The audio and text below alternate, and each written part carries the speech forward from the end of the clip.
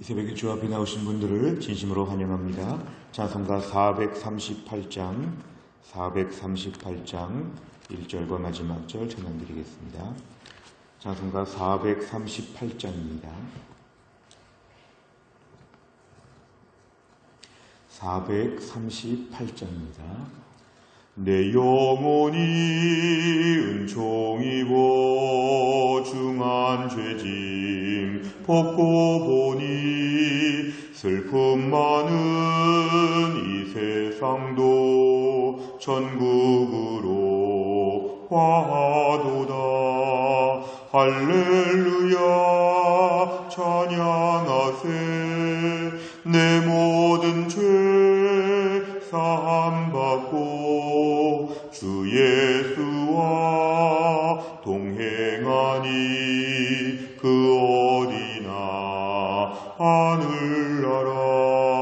높은 산이 거친 들이 조막이나 궁궐이나 내 주 예수 모신 곳이 그 어디나 하늘나라. 할렐루야 찬양하세. 내 모든 죄 사함받고 주 예수와 동행하니 그 어디나 하늘나라. 아멘. 하나님 말씀은 고린도전서 7장 8절부터 16절까지입니다. 고린도전서 7장 8절부터 16절까지의 말씀, 신약성경 270페이지에 있습니다. 고린도전서 7장 8절부터 16절까지의 말씀을 제가 봉독하겠습니다. 고린도전서 7장 8절부터 16절까지입니다. 내가 결혼하지 아니한 자들과 과부들에게 이르노니 나와 같이 그냥 지내는 것이 좋으니라. 만일 절제할 수 없거든 결혼하라. 정욕이 불같이 타는 것보다 결혼하는 것이 나으니라. 결혼한 자들에게 내가 명하노니 명하는 자는 내가 아니요 주시라. 여자는 남편에게서 갈라서지 말고 만일 갈라섰으면 그대로 지내든지 다시 그 남편과 화합하든지 하라. 남편도 아내를 버리지 말라. 그 나머지 사람들에게 내가 말하노니 이는 주의 명령이 아니라. 만일 어떤 형제에게 믿지 아니하는 아내가 있어 남편과 함께 살기를 좋아하거든 그를 버리지 말며, 어떤 여자에게 믿지 아니하는 남편이 있어 아내와 함께 살기를 좋아하거든 그 남편을 버리지 말라. 믿지 아니하는 남편이 아내로 말미암아 거룩하게 되고 믿지 아니하는 아내가 남편으로 말미암아 거룩하게 되나니, 그렇지 아니하면 너희 자녀도 깨끗하지 못하니라. 그러나 이제 거룩하니라. 혹 믿지 아니하는 자가 갈리거든 갈리게 하라. 형제나 자매나 이런 일에 구애될 것이 없느니라. 그러나 하나님은 화평 중에서 너희를 부르셨느니라. 아내된 자여 네가 남편을 구원할는지 어찌할 수 있으며, 남편된 자여 네가 내 아내를 구원할는지 어찌 알 수 있으리요. 아멘. 오늘 본문의 말씀은 이제 고린도 교회 성도들에게 가정에 대한 부분을 교훈하고 있는 그런 말씀입니다. 오늘 8절에 보면은 결혼하지 아니하는 자들, 아직 결혼하지 아니하는 자들에게, 과부들에게 권면하는 것은 이제 결혼하지 말고 그냥 혼자 사는 것이 좋다는 것을 오늘 8절에서 얘기합니다. 하지만 9절에 보면은 절제할 수 없거든 결혼하라. 정욕이 불같이 타는 것보다 결혼하는 것이 나으니라. 우리 안에서 결혼이라고 하는, 가정이라고 하는 제도를 통해서 내 믿음을 지키고 거룩한 삶을 유지할 수 있도록 하라고 오늘 8절과 9절에서 강조합니다. 오늘 10절 이하의 말씀을 보면은 당시 고린도 교회는 신앙생활을 시작하면서 하나님을 더 잘 믿기 위해서 불신 배우자와 이혼하려고 하는 이런 일들이 종종 있었다고 전해집니다. 그러니까 10절 말씀에서는 여자는 남편에게서 갈라서지 말라. 여기 여자는 크리스찬 여자, 믿음 생활 잘해보려고 하는 여자가 불신 남편에게, 남편의 믿음이 없기 때문에 참 힘들다, 이렇게 해서 갈라서지 말라는 것입니다. 11절에 보면 반대입니다. 남편이, 믿음 있는 남편이 불신자 아내와 같이 산다고 할 때 아내를 버리지 말고 가정을 유지하라는 것입니다. 그래서 오늘 12절과 13절에 보면은 믿지 아니하는 불신자 아내가 남편과 함께 살기를 좋아하거든 버리지 말고, 13절에 보니까 아내와 함께 살기를 원하는 불신자 남편이 있더라도 이혼하지 말라는 것입니다.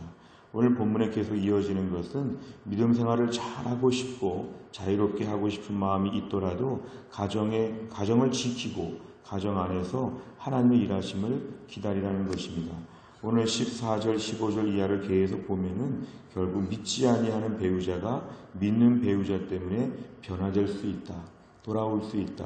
하나님이 구원하실지 우리가 다 알 수 없기 때문에 내가 가정을 유지해야 된다.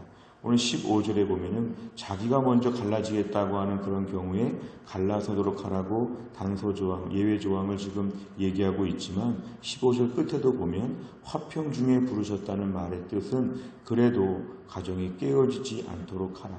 믿음 생활 잘하려고 해서 가정을 깨지 않도록 하라. 그리고 가정 안에서 화평 중에서 가정을 유지하는 가운데 믿음 안에서 섬기라는 것입니다. 가정 안에서 함께 기도하고 말씀 나누고 믿음의 대화가 잘 되면 좋겠지만 그렇지 않은 경우에는 가정을 선교지와 같이 생각하고 가정 안에서의 믿음의 자리를 꼭 지키라는 것, 오늘 이것이 본문에서 이야기입니다. 내용 관점을 보시면 첫째, 바울이 독신으로 지내는 자들에게 권면한 내용은 무엇입니까?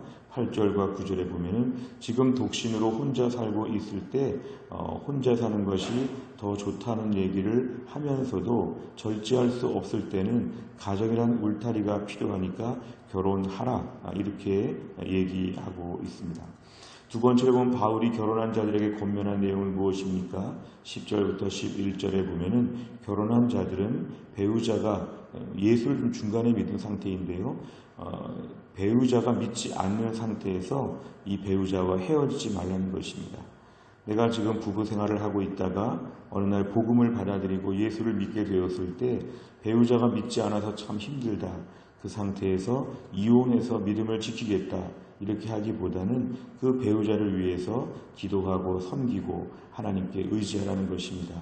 결국 가정을 지켜야 한다는 얘기를 오늘 본문에서 하고 있습니다. 세 번째를 보면 바울은 왜 남편과 아내가 갈라서지 않아야 한다고 권합니까? 하나님께서 부부관계, 가정을 주신 우리의 이유 중에 하나가 뭐냐면 부모를 떠나서 그 아내와 배우자와 합하여 한 육체가 된다는 것은 하나님께서 가정의 주인이 되어 주신다는 것입니다.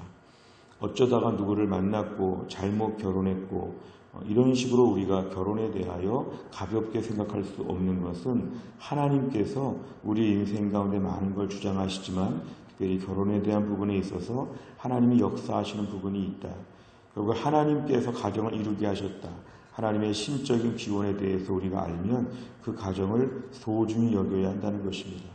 내가 믿음으로 사는 것이 참 중요하고 믿음으로 더 잘 살고 싶고 더 믿음 좋은 남편을 만나고 싶은 이런 마음이 있을 수 있지만 지금 나에게 가정이라고 하는 것을 하나님이 정해 주셨기 때문에 가정을 지켜야 된다. 가정을 믿음으로 잘 섬겨야 된다. 그래서 오히려 예수를 잘 믿을수록 가정을 잘 지키는 믿음, 예수를 잘 믿을수록 가정 안에서 내가 필요한 것을 채우기보다는 수고하고 선교사와 같이 살고 봉사자와 같이 살고 일단 가정 안에서의 우리의 믿음을 잘 드러내야 한다는 것입니다. 만약에 이런 것이 안 되면 계속해서 이혼하고 계속해서 믿음 좋은 사람 만나려고 하는 마음으로 살다 보면 내가 믿음의 주체로서의 성격을 잃어버리고 환경과 상황에 핑계하게 됩니다. 내가 남편의 믿음이 없어서 가정의 믿음이 없어서 이렇게밖에 못한다. 이건 너무 나약한 것이고 하나님 우리를 가정 안에서 선교사와 같이 세우셨기 때문에 이 가정에서도 믿음으로 살게 하여 주옵소서. 요즘 코로나와 같은 상황에서 이 힘든 시기에도 믿음으로 살게 하여 주옵소서. 우리가 기도하는 것처럼 이 어려운 시기에도 교회를 지키게 하여 주옵소서 기도하는 것처럼 이 어려운 가정에서도 믿음을 지키고 믿음의 빛을 오히려 더 부각시킬 수 있도록 우리를 사용하여 주옵소서. 가정 안에서의 섬김을 오늘 본문은 강조하고 있습니다. 네 번째로 보면 바울이 독신의 유익과 가정의 하나됨을 강조하는 것을 보며 무엇을 느낍니까? 여기서 말하는 독신이라고 하는 것은 요즘 말하는 독신과는 다릅니다. 그냥 내가 정말 편하게 살고 싶다 이런 독신이 아니라 믿음을 잘 지키기 위해서는 독신이 매우 유익하다는 것을 강조했지만 동시에 가정의 하나됨을 강조하고 있다는 것은 이 가정을 믿음으로 얼마나 지키려고 했는가 우리 자신을 돌아보게 됩니다. 오늘날 저희도 혼자 사는 것이 편하고 내가 마음껏 찬양하고 기도하고 내 마음껏 사는 것이 좋을 수 있지만 지금 우리 하나님 엮어주신 우리의 가정이 믿음으로 온전해지게 하여 주옵소서. 기도하고 우리가 파수꾼처럼 지키는 자가 되어야 한다는 것입니다.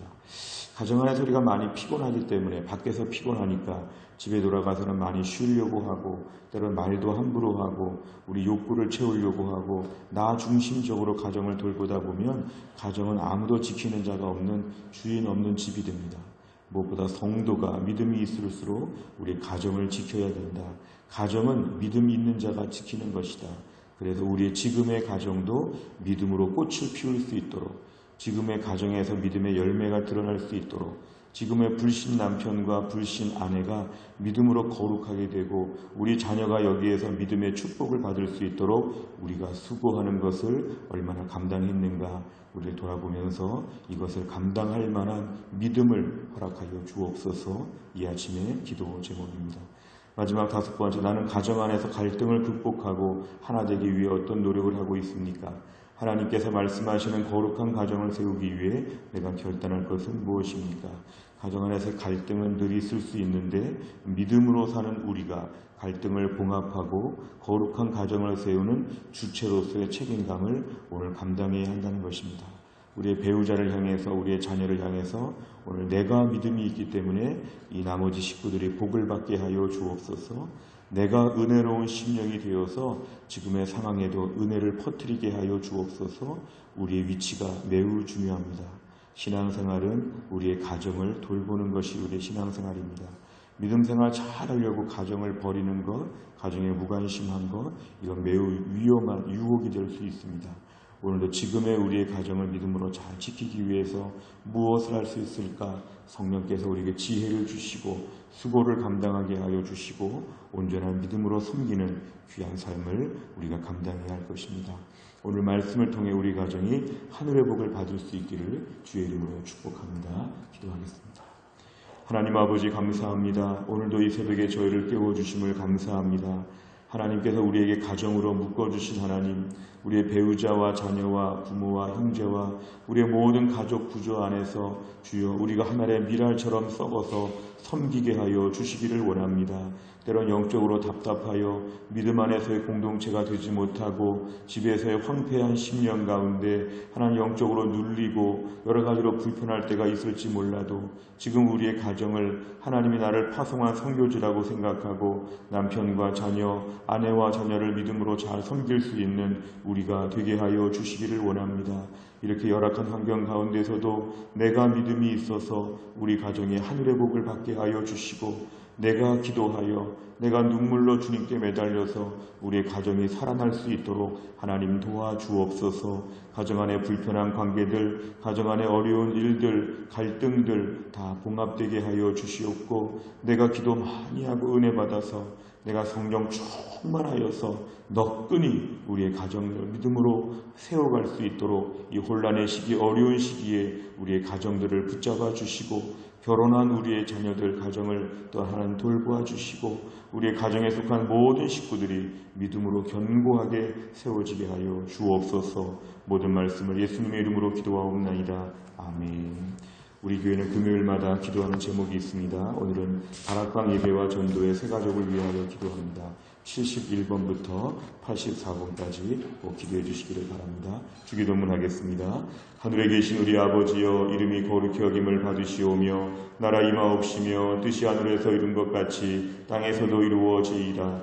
오늘날 우리에게 일용할 양식을 주옵시고 우리가 우리에게 죄 지은 자를 사하여 준 것 같이 우리 죄를 사하여 주옵시고 우리를 시험에 들게 하지 마옵시고 다만 악에서 구하옵소서. 대개 나라와 권세와 영광이 아버지께 영원히 있사옵나이다. 아멘.